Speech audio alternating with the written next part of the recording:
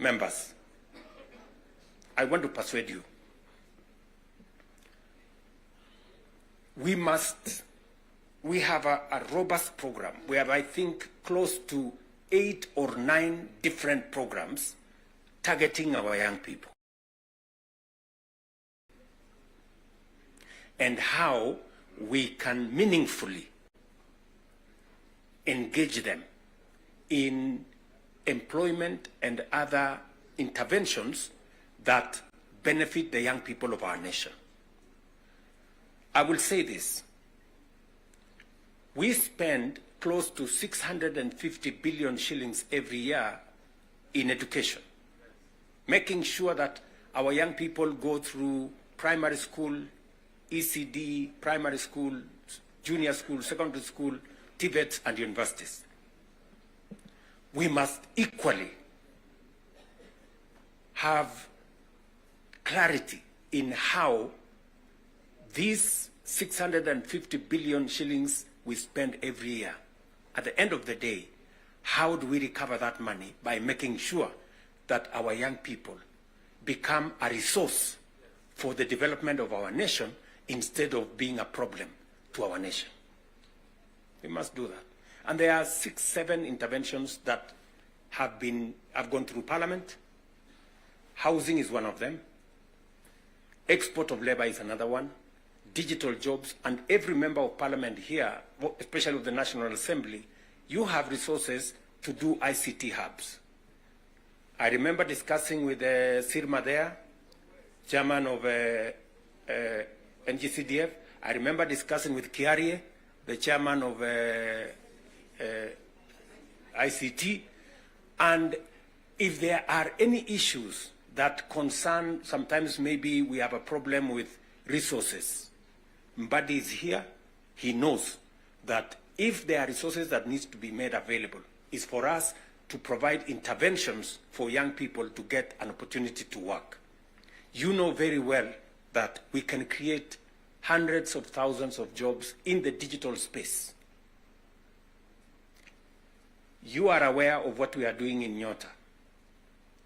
You are aware of what we are doing in KJet. And if you don't, we should be able to explain to you so that you become part of the people, because you speak to hundreds of thousands of people every weekend, every day, as you go about your responsibilities, how they can tap into these opportunities and create livelihoods for the young people of our country so that they too can make a contribution towards making Kenya what we all want it to be. And I can continue, and I can continue on all the other aspects that we have worked on. We agreed that we must have a conversation on national debt because it has the potential to threaten our development. It is the reason why my good friend Mbadi and I have been in many different places, and we have done the most that we could to contain the issue of debt. We have gone out of our way to look for alternative sources of funding so that we don't always go to borrow. We have gone the route of securitization. We've gone the route of private-public partnerships. You know very well that we will be starting the construction of the road all the way to Mau Summit from here, Ironi. We are not going to be spending any debt money from government. The road is going to be built on private-public partnership. You know very well that we are going to begin the railway going all the way from Naivasha to Kisumu all the way to Malaba. We are not going to be spending money from debt like we did with the first section of the railway. We are going to be using public-private partnership to do that road.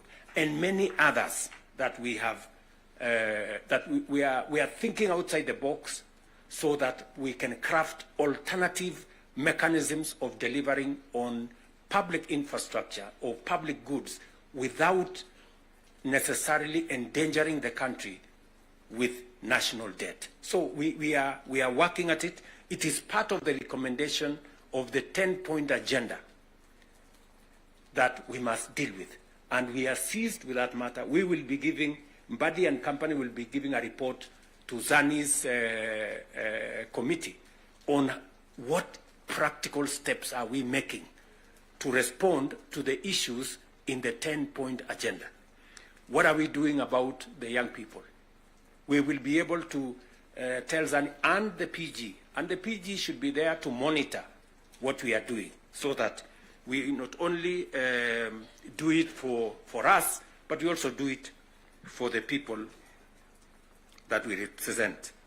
And finally, because I do not want to belabor the point, I said we have a historic opportunity. It is not always that protagonists come together to look at the greater interests of the country. But God has given us this opportunity. And I must commend Baba here, because very few leaders have the courage and the mettle to withstand criticism and stand for the nation. Very few people. Very few people. Many people look for what is convenient, what is popular, even if it is wrong, and they want to pander to it. But when a nation's destiny is at stake, you need statesmen, you need people who have the courage to put Kenya first and everything else secondary. So, what am I saying in conclusion? I am saying Zani and team have a job to do. They will be briefing Right Honorable Raila, Odinga and myself on what needs to be done. We will be able then to guide what will be happening, what the executive need to do, what the legislature, the role the legislature need to play, and the role others may need to play. And as we do that, we will need another opportunity to be granular. Today was the first occasion for us to deal with this. But down the road, we need to bring the members of the executive, at least the ministers, to come so that we can have a meeting of minds between the executive and the legislature on matters that are of national importance. Further down the road, we may need that engagement. Maybe not in a sitting like this. Maybe we can organize a retreat for 2 or 3 days, so that the questions I see members of parliament asking on some of the programs, we can fully understand the import of the programs we are running, what they are meant to achieve, the transformation that is supposed to happen, and how we position ourselves to make sure that we provide the push necessary for that transformation to happen. Again, focusing on the greater picture, the bigger picture of our nation. So, ladies and gentlemen, I want to say thank you very much for coming for this session. I know we will listen to you by way of feedback on some of the things that